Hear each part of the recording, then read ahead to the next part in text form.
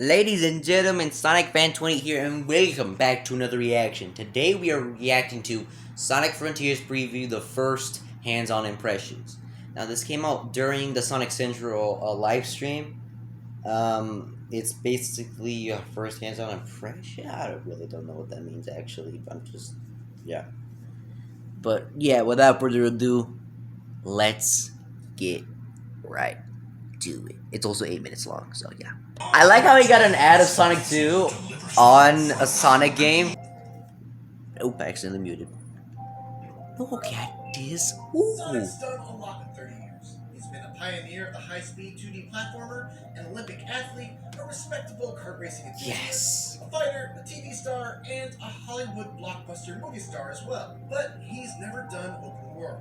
And Sonic Frontiers fixes to change that. I was fortunate enough to be one of the first people outside of Sonic Team to go hands-on with Sonic Frontiers, and let me just say, if you're worried about how the blue blur will fare in this unfamiliar genre, well, I think Crush 40 probably put it best. Open your heart, it's gonna be alright.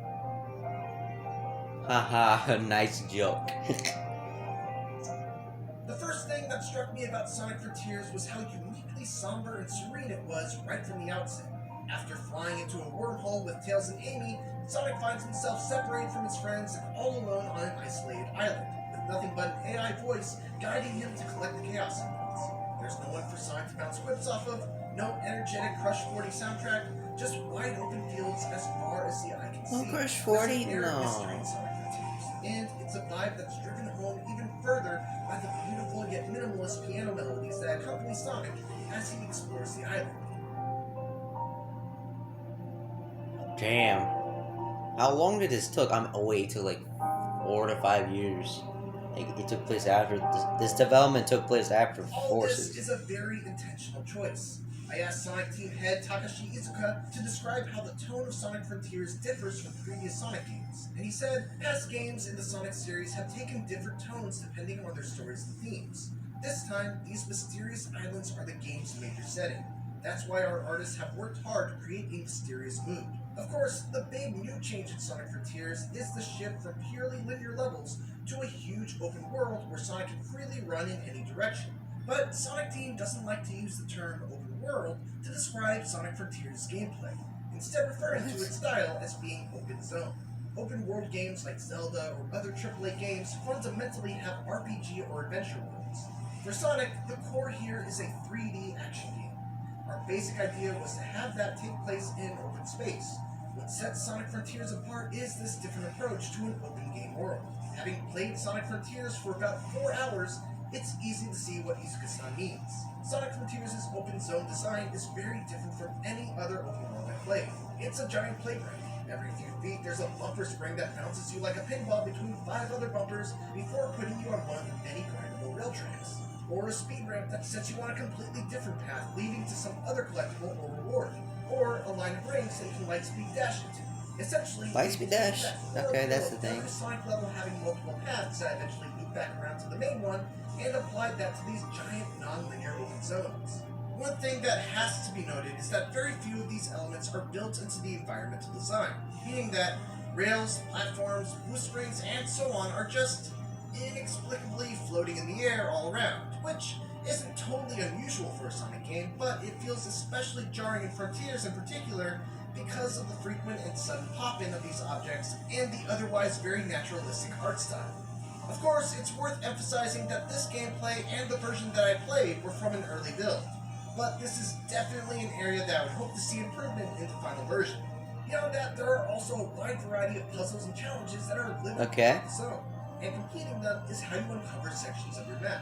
Most of these are very simple, requiring you to orient the statue the correct way, quickly hop back and forth between colored tiles, or use Sonic's new silent ability to draw circles around certain objects in the environment to interact with them. The best ones, though, are the races against the clock where you have to get from point A to point B in a limited time trial.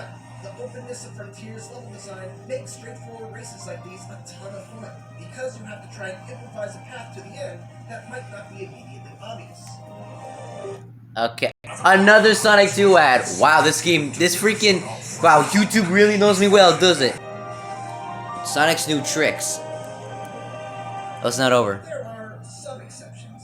The But combat in traditional Sonic games generally isn't a thing that goes much deeper than jumping, rolling, or using a homing attack into enemies at the right time. That changes in Sonic Frontiers, which now has you fighting all sorts of wandering enemies and mini-bosses using an all-new array of incredibly flashy attacks. It's not all style and no substance though.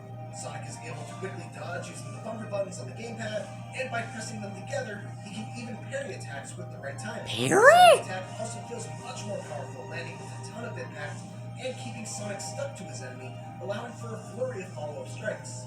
One of the things I really appreciate about the combat from what I played is that there are usually multiple ways to deal with specific enemies. Like, take for example this guy, who has an impenetrable shell that he can expand into spinning blades and throw at you. One way to deal with him is just to carefully time your homing attacks so you don't get hit by the blades. But if you do that, the window to damage him is small.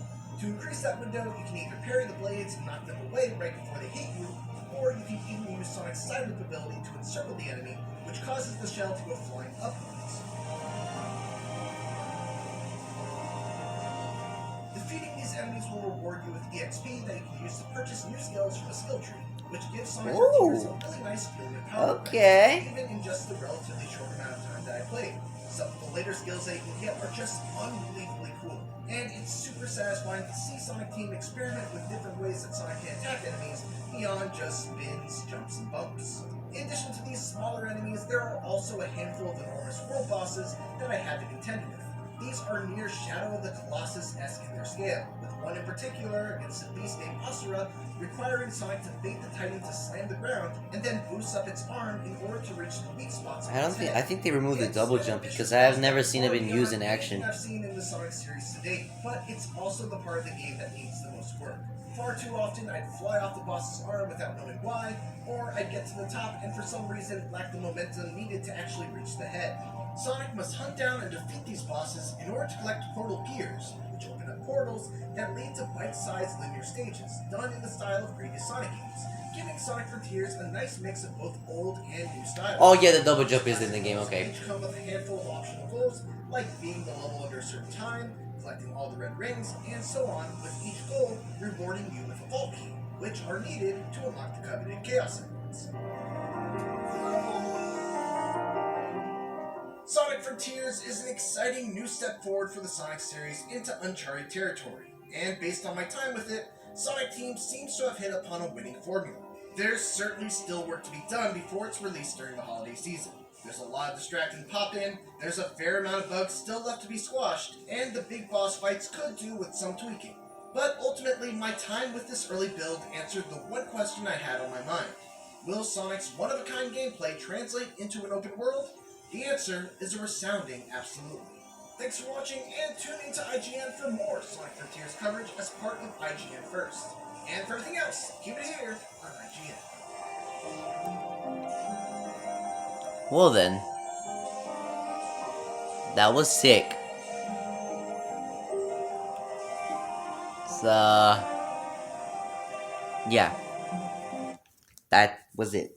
Alright boys, looks like I have to call it here again. I want to say thank you for watching, leave a comment, like, subscribe, and remember, stay speedy blue, have a good day, bye.